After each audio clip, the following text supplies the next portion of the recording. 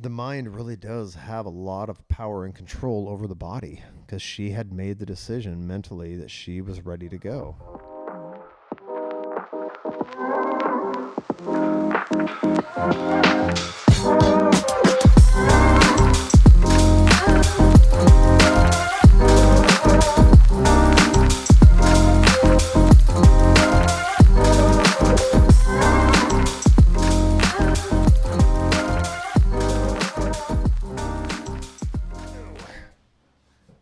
Are you already recording? Yeah. Okay. So they're getting the behind the scenes thing. Oh, that's right. I got my blankie. Oh, you need that? Yeah, because it covers up my pale legs and my fat belly. So make sure you do that look in the camera so they can see that annoyed look you just gave me. Did you listen to my body image episode? Yeah, me and Granny listened to it in the hospital. Yeah. Oh.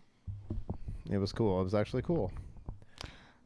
We did that when she was, before she kind of went south at the end, but she actually could hear it, and we were kind of laughing about stuff, but also appreciating what you were talking about. So that was a good episode.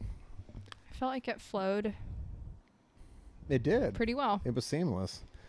And you said you recorded one last night, so I don't want to rehash, material that you might have already covered, but I'm also assuming that you kind of did your own thing. Was it pretty much about Granny, or?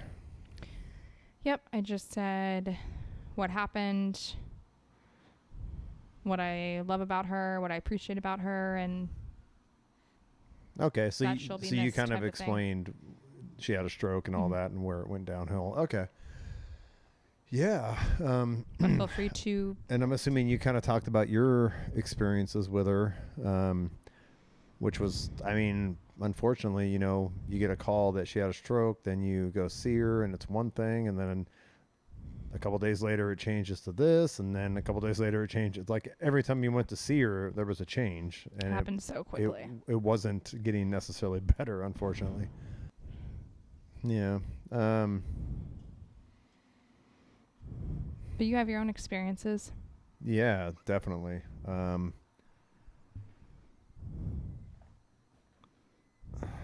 She had the stroke on, I think, Wednesday night, the last Wednesday of May, and me and Pam were out of town in Cannon Beach on a planned vacation, and we had kind of made a pact to put our phones away. So I didn't find out she was in trouble or having problems until Friday morning when we were getting ready to leave.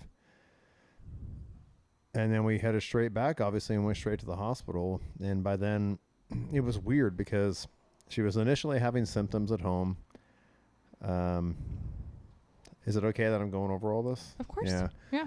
I don't want to. I don't want to repeat what you already said. You obviously filled me in, but you had more insight quicker than I did. Yeah. So she was at home with Oscar, obviously, and I think the first symptoms were having trouble moving her left arm and her left leg.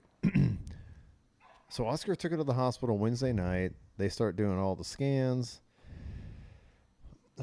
Kept her there, obviously. And I think Thursday, she lost movement on her left side. Fully. She could left arm and left leg, she could not move. She could feel if you touched her skin, if somebody touched her, she could feel you touching her, but she couldn't, there was no motor skill. She couldn't like make her hand or arm or leg move. And then Friday morning, it got better. Like her speech got better, because also the stroke also made it hard for her to form words. Like she did not lose cognitive ability. Her brain was clear. She knew what she wanted to think and say, but the motor skills were the problem. So she was having trouble forming words. And then Friday morning, it got better. Like she actually got some movement back in her left arm and left leg, and I think her speech got a lot better. This happened that morning, and then the shit started going south again. So by the time we got there in late afternoon, I remember I think it was within 2 seconds of me walking in when I went into the room to see her, just grabbed her hand and said, "Hey, I'm here for you." And she, of course, burst into tears and just because this was still new, so she was scared and it was all shocking. But she was like, I can't move my left side. And she was freaked out. You know, I just tried to comfort her. I was like, hey, we got you. We'll get through this. They're working on things. And then when Pam came in, poor Pam, every time Pam would come in to see her throughout this whole thing, she would just burst into tears. And she was scared. Yeah. So, and it was that first Friday afternoon where she was in the bed and I'm still thinking, okay, this can get better. There's going to be a lot of rehab, a lot of therapy, but stroke people can recover. They can recover motor skills. They can recover being able to talk right. So, and she is still just like wanting to be able to move. So she, at one point, was like, when everybody was out of the room, except I think Pam was there, but it was just me and her. There was no nurses. She's like, she had been in a bed for a couple of days. She's like, I just want to get up. She just wanted to set up, kick her legs off the side of the bed and set upright. But she obviously needed help. So I grabbed her right arm. We could hold each other like this, and I would lift her up and then start spinning her and rotating her legs off the edge of the bed just so she could set up. Because she was like, I got to do this. I can't just lay here. But I didn't realize that they have alarms built into the bed. So as soon as the patient starts doing shit like that, the alarms go off. Oh. So it was one of the first nurses. She was there that first day that I was there. Her name was Tiffany, and she was awesome. She was a sweetheart. But I remember she came in. She was totally professional and polite about it, but her eyes were yelling at me. Her eyes, when she walked in, looked at me and said, "What the fuck are you doing?" Like, yeah. She can't be doing this unless there's hospital staff here, because obviously you have liability and they know how to move a patient that's in that condition. I don't necessarily, I probably know more than most people do just because of my personal training experience and all that bullshit. So I kind of know how to move people, but still, I don't know how the bed works. I don't know the easiest way to get a stroke victim up that doesn't have the use of half of their body.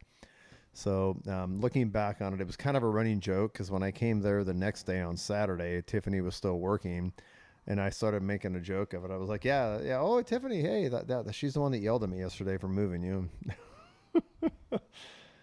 But yeah, she was obviously still in shock and even denial about it. And all of us were in denial. All of us were just, the instant mindset was, okay, this is a stroke. It happens. You can get better. It's going to take a lot of therapy. We talked to a physical therapist there. We talked with the doctor. There's something called neuroplasticity, which is how once you lose, because when you have a stroke, that damages neurons in that part of the brain, which create neural connections. But your brain can retrain itself to create new neural connections to do the same thing. So just to move your finger or your arm, it can recover, but you have to create new pathways. You're basically relearning how to send the message through your brain to your muscles to make that same, which obviously your entire life you've had since you were a kid and you first learned to walk, you've created those neural pathways. And then when a stroke happens, they get lost because the neurons die. But we were all in just therapy mode. We can do this. And then, I went home that night, and the next day, I'm instantly doing research. I'm finding articles about stem cells. My first thought was stem cells can help in a lot of things like this. I'm finding articles about people that have had strokes, and they immediately got a stem cell injection, and they recovered within a year, 6 months to a year. They are almost 90% back. And I remember talking to a doctor about that within a day or two later, and she was like, yeah, that's not an option for your mom.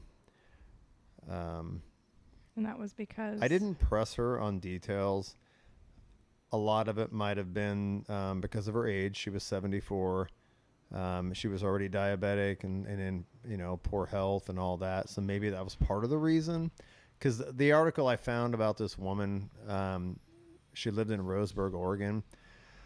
She was in her early 40s, and she was very athletic and in great shape. and they airlifted her up to OHSU. And the key with stem cells too for a stroke is you have to get the injection, I think, within 48 hours of the stroke for it to actually work. Meaning the first sign of symptoms?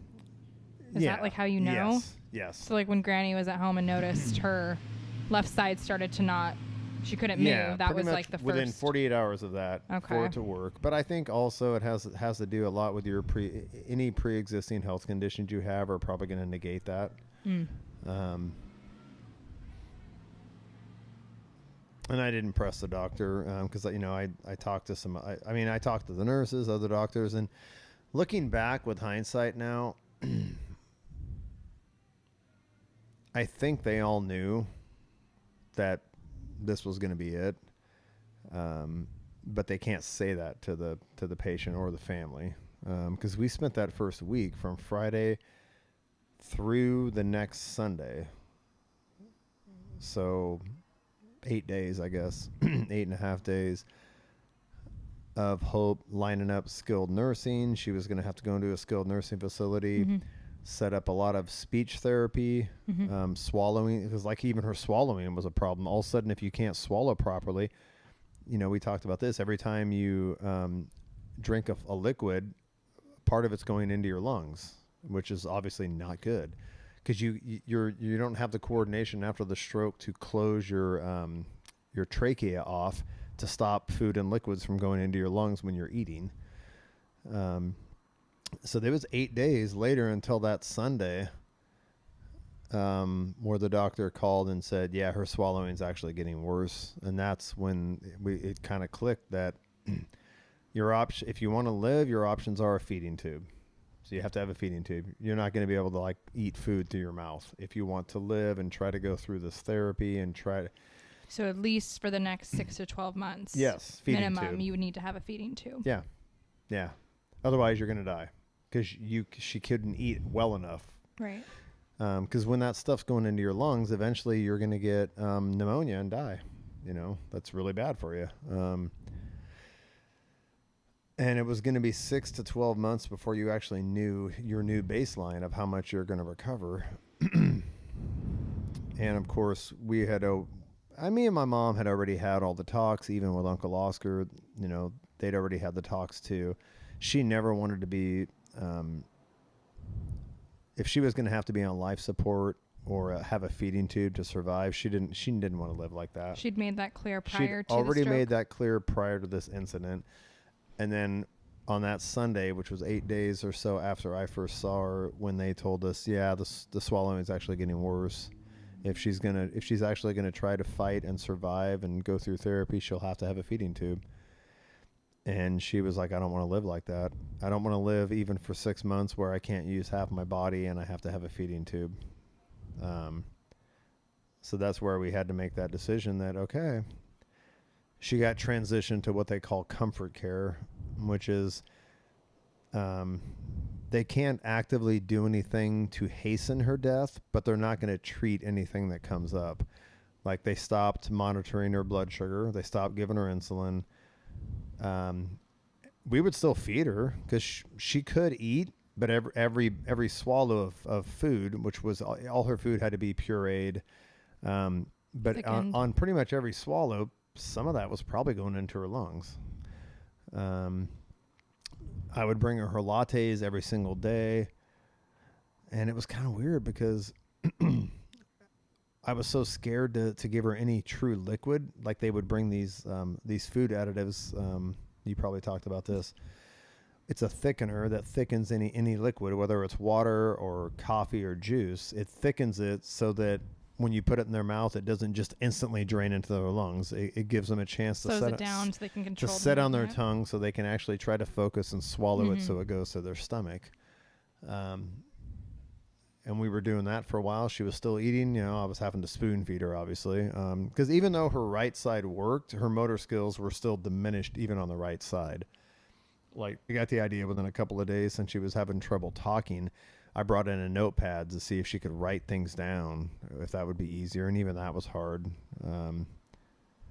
Motor skills were very diminished. But quickly, we were able to communicate. because again, her cognitive ability was just fine, and I learned to pretty much stick to yes or no questions. But then even after that, I think even with you would actually be able to have conversations with her, and some days were better than others. But she could still form enough of the words that you can understand what she was saying. And we actually talked about a lot of stuff when you were there and when I was there and with Oscar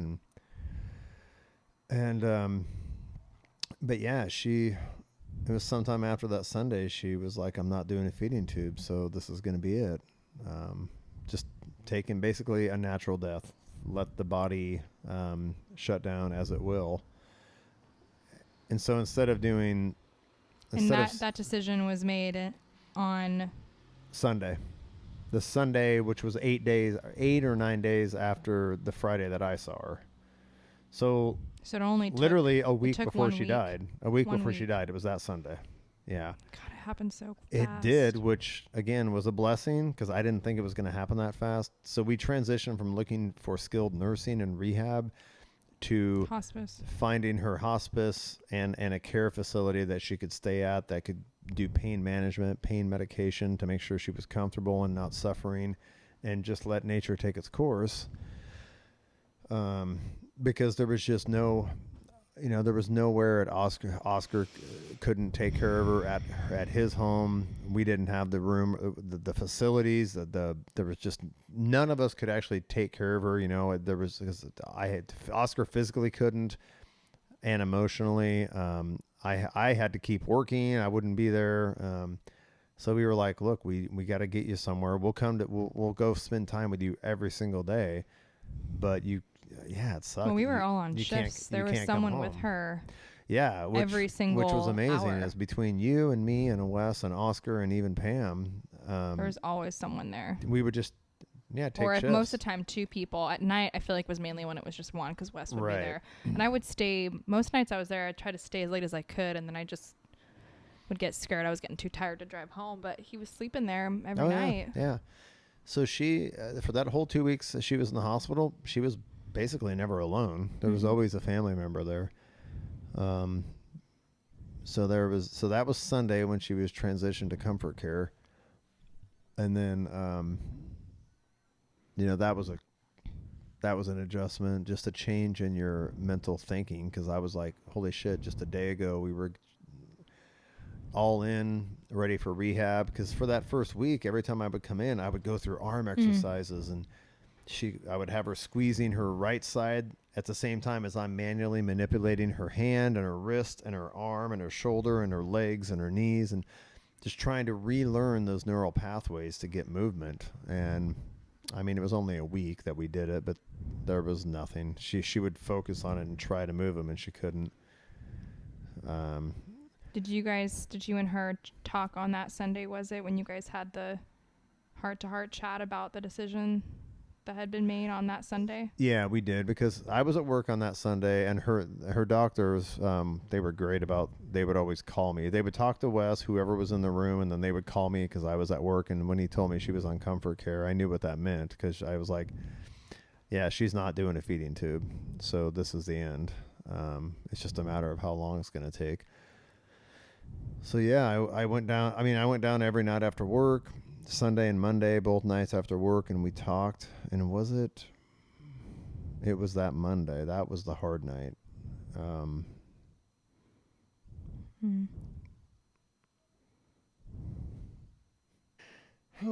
So she, the transition to comfort care happened on Sunday. And so and I went down and saw her that night, but I think we were all still kind of in shock. And then, I mean, I would bring my damn guitar, and I was trying to learn that song that she wanted me to play, and slowly, bit by bit. And then it was the next night, Monday, where I got there after work, and Oscar was still there. And that's when we kind of had the hard conversation. And she asked me,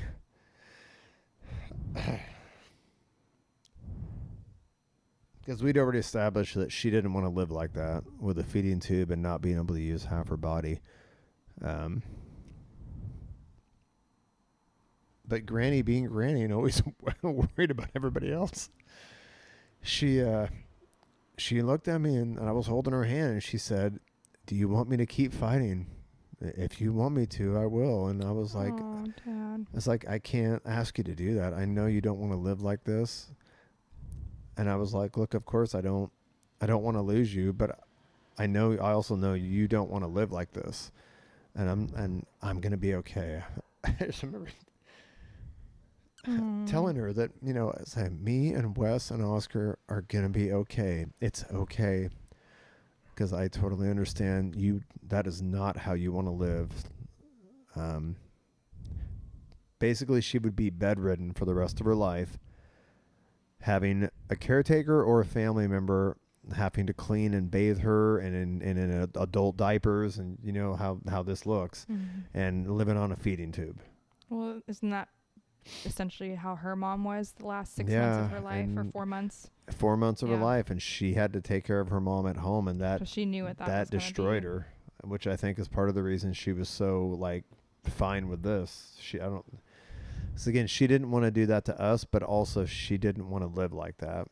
If she can't even get up and walk around and take her own shower and take her own shit, she didn't want to do that. But I think that's what she needed to hear. And I told her that. So that was Monday night. And then Tuesday, I took the day off work and got the notary lined up, got the power of attorney set up, and he came in. And were you there on that Tuesday? Mm-hmm. When the notary came. When the notary came, yeah. And it worked out perfect because I had no idea it was going to go this fast. But we got everything signed. She was still coherent. She was actually able to sign the paper, and she could talk to him, and he understood her. And then it just started going south from there on. Like literally the next day, on Wednesday, when I went to see her after work, I was like, thank God we did this yesterday, because I don't think she could have done it today. But she had, and looking back again, I'm so shocked how fast it happened. I seriously think because she, like when she would say it to me a couple times, but she always said it to Pam. She was like, God, when can this just be over? I don't want this to go on. I just want it to be over. And I feel like she willed it to happen. Because I was still bringing her lattes Wednesday, Thursday, and Friday. I was still bringing her lattes. She was slowly getting worse where the speech was a little less, but I could still communicate with her. Mm-hmm. I was still spoon feeding her. She loved the peaches, the pureed peaches, and the fucking latte. And then I started bringing her the Crystal Light instead of just water. She loved that. I saw that on the back counter by the sink, and I was like, yeah, she loved that shit. It's better than water. Well, yeah. And for the last 2 days, it was like, I'm not even thickening this. It's like she was actually swallowing the regular pure liquid, the water and the Crystal Light and the latte. I didn't even thicken it. I was like small spoonfuls. But I would have to raise her up, but she was fine. Of course, looking back, some of that was probably creeping into her lungs. But she wouldn't cough, because normally when it went into her lungs, she would have a coughing fit. But for the most part, in those last 2 days, thin liquid, whatever she wanted, of course. The doctor even said she can have whatever the fuck she wants. And she was doing fine. We were still talking. I'd play the fucking dumb guitar and then just spend time with her and visit. And we would have some good conversations. And I found out more stuff about her mom and her dad and where she was born. And that was Thursday and Friday. But I could tell she was, slowly just getting more weak.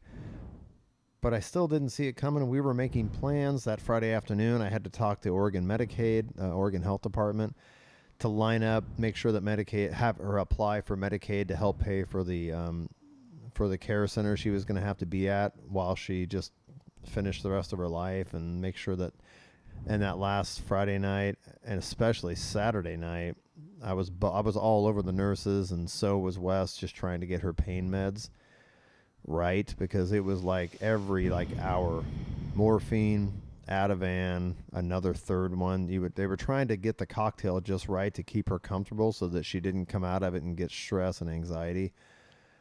But still communicating all through Friday. It was Saturday night when I went there. Saturday afternoon, actually, late afternoon, And that's when it was a total switch. Looking back on it, I should have known that was the end. But I wasn't sure if it was the drugs or if it was her body actually shutting down. But it got to the point where she was, even when she was, seemed to be awake, she barely couldn't really speak. The only words that she could get out were help. So when she would come, when you would think she was awake, I don't even think she could actually focus on anything in the room because her pupils were just totally constricted. Even though the light was low, her pupils should have been wide open. They weren't. They were just tiny little black dots. And when she would, every hour when the drugs would wear off, she would kind of come to, and the one arm that worked, she would just kind of start reaching up, staring blankly at something above the room. And she would say help a few times. And sometimes when they would try to give her the next dose of medication, a couple of times she would say no. And that's when I started second guessing. It was like, is she so doped up she can't communicate? And is she trying to tell us something? So part of me was like, do we need to just let her get off the meds for a few hours? Is she trying to talk to us? But no, looking back, no, I realized that was just the end. And I don't even think for the most part, she was semi-aware of what was going on. There was a moment of clarity where she told me to go on Saturday because, again, looking back, she didn't want me to be there when she died. She didn't want me to have to see that. And she knew the end was coming close, and she didn't want me to have to watch her die. So Oscar relieved me, and it was more of the same. Drugs every hour. She might be peaceful for 45 minutes, and then she would wake up and help, barely being able to form the word help, and her hand would reach up, and you couldn't see what she was looking at. It was something above her. And they'd give her more drugs, then she'd calm down for a little bit. And then and Wes had been was staying there every night he would be there for like 10, 12 hours at a time. So he wasn't getting enough sleep. So he had gone home that day and just had crashed to catch up on sleep, and he overslept. Oscar left Saturday night, finally around 11:30 or something, or midnight, and went home just to check on Wes. And he knocked on the bedroom door, and he's like, and Wes was still asleep. He goes, "Oh fuck, yeah, okay." He jumped up, grabbed some stuff, and headed back to the hospital. And he was in the parking lot at 1 a.m. Sunday morning. When I can't remember if the hospital called Oscar or called Wes, but he was in the parking lot when he found out that she'd passed. So there was literally like an hour and a half, 2 hours max window where there was no one there. I think it was an hour or less. I think Oscar was there till midnight. So, but basically what I think happened was as soon as I left and then Oscar left, she went. She didn't want anybody in the room when she did it. I really think that's what happened. Because she was telling Wes to go. She was telling me to go. She didn't want us there. But it was a shock because I was anticipating she would have at least a couple of weeks having to go through this bullshit in the care center, just being doped up. So I'm super glad that that's how it worked out, because I definitely didn't want her to suffer and she wanted it to be over, but I just did not see it coming. So it was such a shock. But again, looking back on it now with hindsight, yeah, her body was literally shutting down, which is why she seemed so out of it. It wasn't just the drugs. It was her body dying. But yeah, what's weird about it is going from the Sunday before, 7 days before, where we thought we were getting her ready for rehab and skilled nursing, to the decision was made that we're just going to let nature take its course. 7 days later, gone.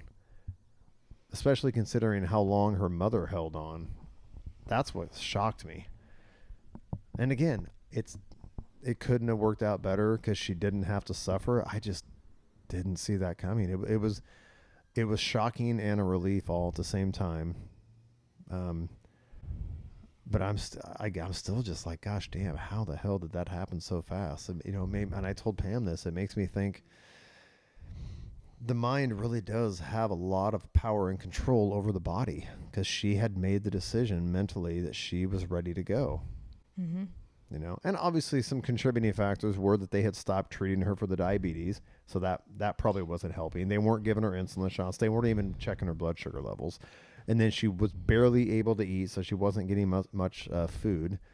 Not much liquid, so she was probably dehydrated. I did think it would. I thought she would last at least a couple more weeks. I thought she would at least make it too, because we had the appointment so she passed on Sunday, 1 a.m. and then 2 p.m. on Monday. The next day was when she was scheduled to move to hospice. I thought she'd at least get to hospice and that we'd be there for at least a week. Yeah. She was supposed to be transported at 2 p.m. on Monday, and then they were gonna check her in at 4 p.m. at that care center, and then hospice was gonna come in every day and do their thing. So again, everything actually worked out as best as it could have in this situation. I didn't see it coming. That's all I can say, is I did not see it coming that fast. And again, thank God it did. But gosh damn, I really, and people always say this when loved ones that they lose, think she just made that decision and basically willed her body to shut down. That had to be part of it. Mm-hmm. Because 7 days earlier we were talking about rehab, and I was going through exercises with her. So, well, and every time I would see her, I was just like looking at her thinking, I can't imagine how frustrating and like scary and sad and all these different emotions she's feeling.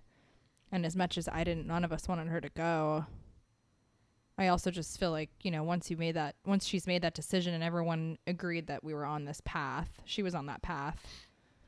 I can't imagine every day must have just felt like so long and so sad and so frustrating, and why go through that for days and weeks? And because I remember originally you told me the doctor said, like, when I asked you like what's our timeline, it was like it could be 2 weeks, it could be 2 months at the most. Yeah. So we kind of had this like 2 month window. Yeah. But I can't imagine her having to go through what she went through for like another month. Yeah, literally. It's horrible. In a hospital, in a bed. This ugly hospital room with these fluorescent lights and white walls. I mean, not being able to go outside. No view. Not being able to really eat or drink much.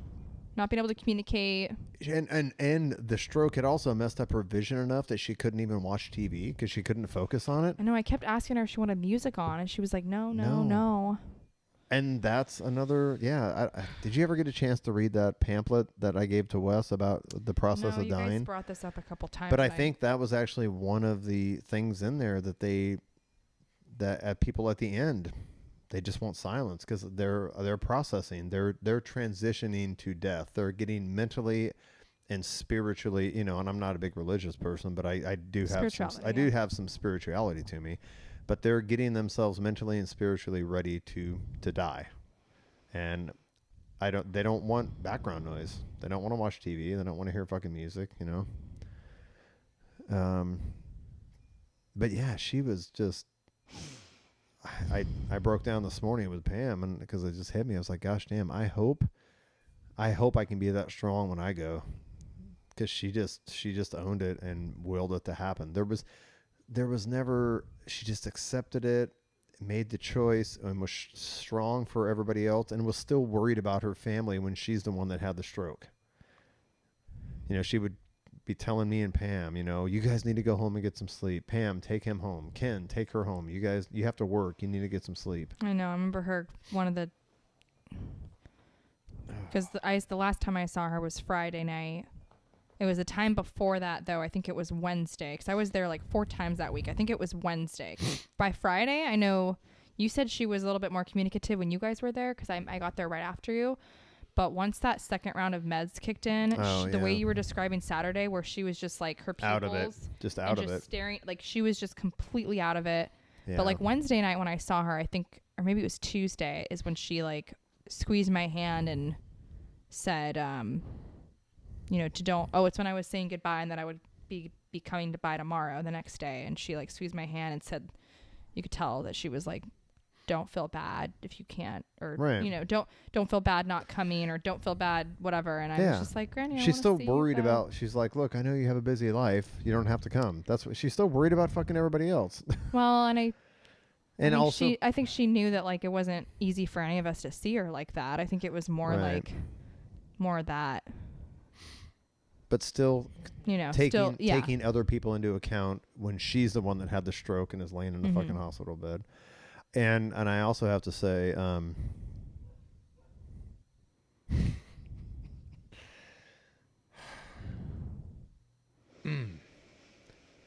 mean, Oscar and Wes both stepped up big time.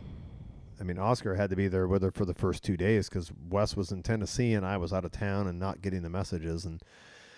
But yeah, Oscar was there every fucking day. Whatever it needed to happen, Wes flies out, and he was the one that ended up, because he flew out and was not working.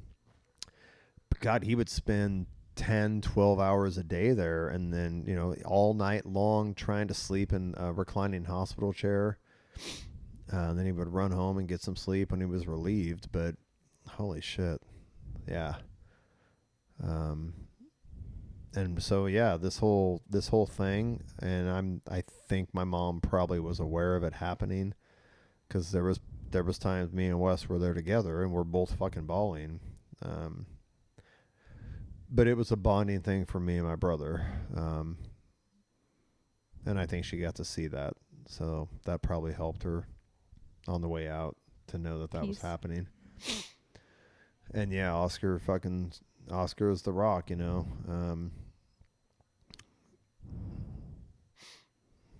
And I do worry that I mean, you would think that her sons, it would be hardest on, but she had lived with her brother ever since their mom died in 94. They were a team. So it's going to be a big new adjustment for him. Oscar's in his house all alone lifestyle, now. yeah. Just day-to-day lifestyle. Oscar's in his house all alone. So, and he has lost. He still has his sister Opal, but apparently she also has cancer. So I think maybe 6 months or a year to live at the most. But after that, all the other siblings are gone. He is the youngest, but he's also the last one. Yeah, and even that, my mom constantly near the beginning of it, even in the first week before we knew that she was just gonna fade away. She already knew the possibility that she could die, and she was like, I'm leaving it to you, Ken. You have to take care of Oscar, because she knew this was going to be hard on him. Yeah, make sure you take Zoe to see him. I'm definitely going to be doing trips with Riley, because I think he loves having her there. And seeing you and Riley. Yeah. Yes. He loves the dogs. He loves seeing people. And gives me an excuse to cook some, because I love cooking, but I definitely don't get as motivated anymore to cook for just myself. And so it's nice, to have an excuse to cook a family-sized dish, and I can take him some. And you could even cook, what's Riley. a good idea too is to get Tupperware containers and cook stir-fry something healthy and just portion it out. Yeah. And then take that to him. Then all he has to do is warm it up. Yeah. So it was definitely it was hard for 2 weeks, but I mean, really, it was only 2 weeks. I mean, God, Pam with her sister and her dad had to go through a lot longer period of them dying. It was fucking horrific. So, relatively speaking, we got off pretty easy, but I mean, obviously, it was still hard. And then I'm sure you talked about it in your podcast you did last night by yourself. You kind of got caught off guard by it. And I think this was the first, and it was the first for me. This is the first time somebody I'm really close to passed, and I had to sit and I had to watch it. I've had family members pass before, but I wasn't that close to them. Yeah, Carrie's mom, Lorraine. Yeah. I was there. I don't know. Do you remember that? It's when I was still at U of A. It was like You would drive up from Tucson and visit Phoenix, and just she was spend time with her in the hospital room. Yeah. Yeah, because everyone had left Arizona. There was no one left in Arizona except for me, and so I was seeing her, and was that? It was definitely really. What did she have, a cancer or a stroke at the end, or what happened with her? I don't remember what actually ended it for her. Or was she already having like dementia and Alzheimer's thing going on? For sure dementia, because I remember she would think I was my mom, and then she would think I was But no was one, that and from the illness, or was she already having dementia? I feel so bad, but I don't remember, because her health started to go downhill, I think when I was like first started college. This would have been like 12 years ago. Yeah. But I can't remember what it was. Well, and they say eventually dementia and Alzheimer's just in and of itself, it damages the brain so much that I think it also starts affecting the autonomous nervous system, which is supposed to control body functions. So that's probably what kills you eventually. Well, and then she was in a nursing home, and yeah. So hers, I mean, she wasn't on this path of knowing that she was leaving, but her decline was it took a longer period of declining. It took longer, but you knew eventually it was going to happen. Yeah. And I mean, I have great memories with her, but she was my great grandma. And so I know that was a much harder loss for like my mom and Aunt Shelley and obviously Carrie, who that was her mother. Yeah. I just didn't feel as close to her just naturally because she was, I wasn't around her quite as much. So this was, yeah. And then the only other person that I can think of that's been alive that I've lost and known was Grandpa Jack's partner, Luann. And that I was in like middle school because that's when he still lived here. So that was so long ago, and I remember like that being horrible. But again, I was just so young. It's like different to grieve, I think. Well, and you also didn't. I don't think you ever had. Did you ever? You didn't have to see Luann in the hospital, did you? No, it just happened. It just happened. Yeah, right, it just happened. Right. So it was just all of a sudden we're at her funeral, and it was like, what the fuck? Yeah. But Granny, I mean, and I talked about this last night. I just, she's just wonderful, and I had such a great relationship with her. And well, and I remember it was whatever. I guess it was it probably was that Sunday night when I got off work and I was heading down to see her after I found out what was happening, or the next Monday that I called you. And it was Sunday because it was after the shower. Yeah. The baby shower was Saturday, and then I think you called me Sunday to check in and just to give you an update. And I remember I just started spouting stuff off, and you were like, "Wait, what? What's happening?" Well, you made a comment about a cremation appointment, and the last I had known, which it's fine. There was a lot going on, but the last I had known going into baby shower weekend on the Thursday, I think it's the last you and I spoke. Yeah. And that appointment was on Friday to talk to the doctor, and I think that's when you guys kind of all made the decision and things were known. So last I knew, we were still working to get to rehab and get better. And then all of a sudden it was like, wait, why are we talking about cremation? Yeah. Yeah. But so yeah, that definitely happened fast. And it's a trip even now. So it's Tuesday night at, I don't know what, 6:30, 7. Yeah. And she just passed away 2 days ago, and it feels like so much has happened in those 2 days. It's weird. That feels like it was a week ago. Oh. I am glad that we're waiting to do her celebration of life get together until later in the summer. I think it's not going to ever be easy. I'm sure we're still going to be grieving in our own way, in different ways, but it's just, I feel like it's going to be a little bit easier to actually celebrate her life and try to come together in some kind of happiness because we'll have time to process. Yeah, it'll give us a lot more time to process. And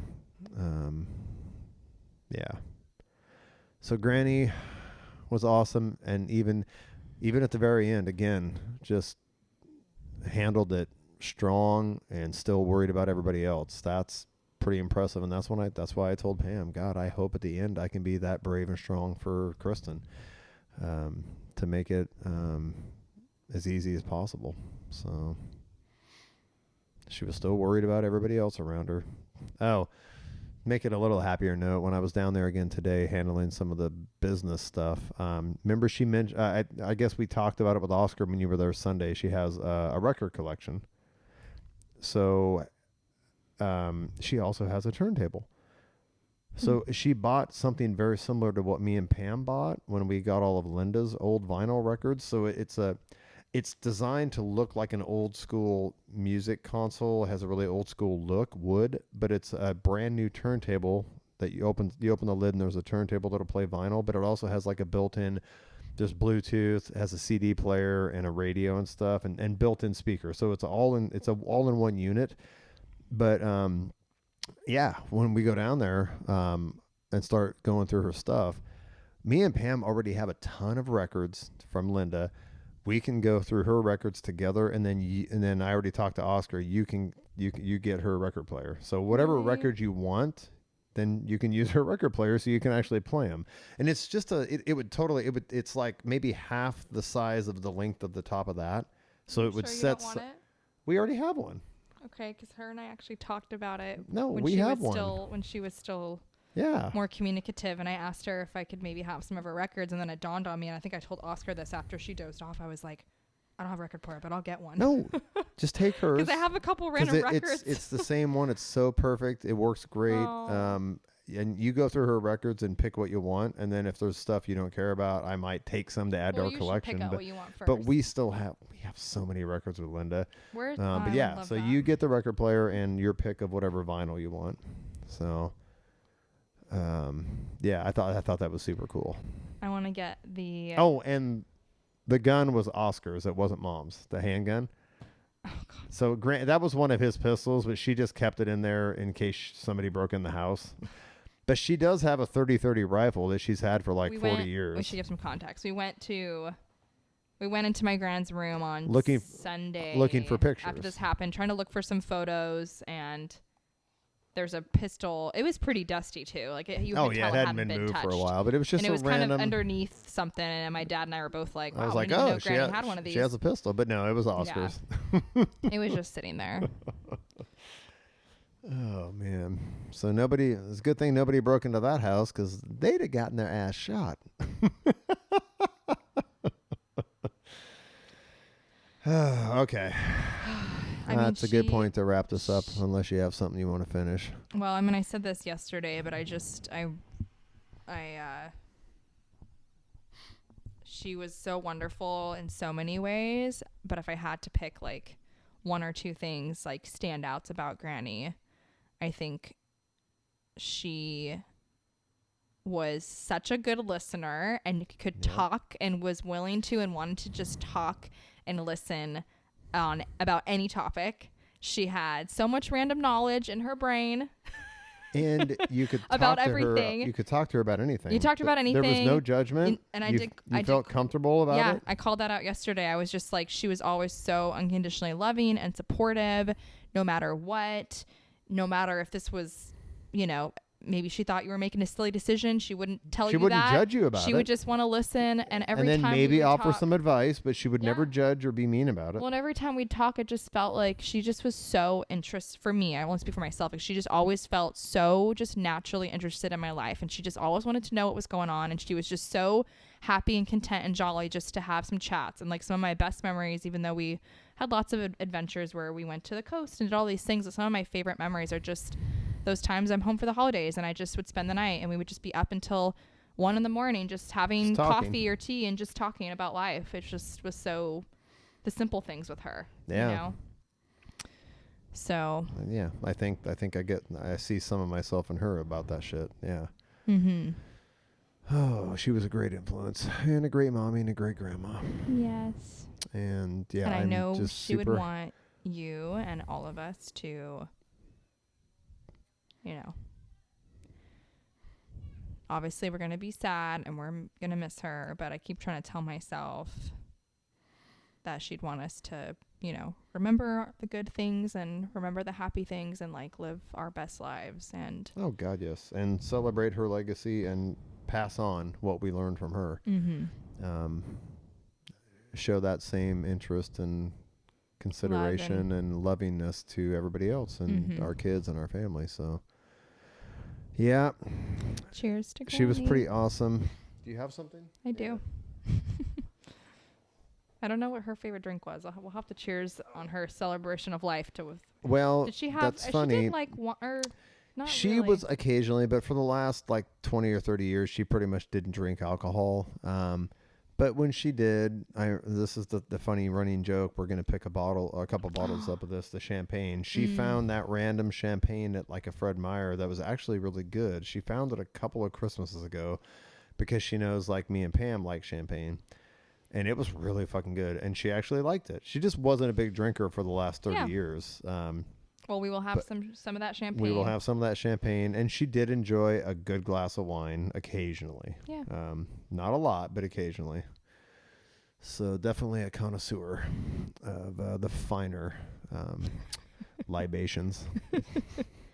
So yeah. Yeah, this was.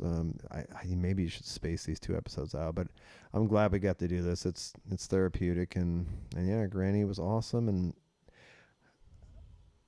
I know you just got to Portland in October, but again, how fortuitous was it that things worked out, that you got back to Oregon in time to spend more time with her at the end. I mean, in the last 6 or 7 months, that was super cool that you got to be here before she went. So, all right. All right, Graham, we love you. Thank you for doing the podcast with me. So I kind of missed it.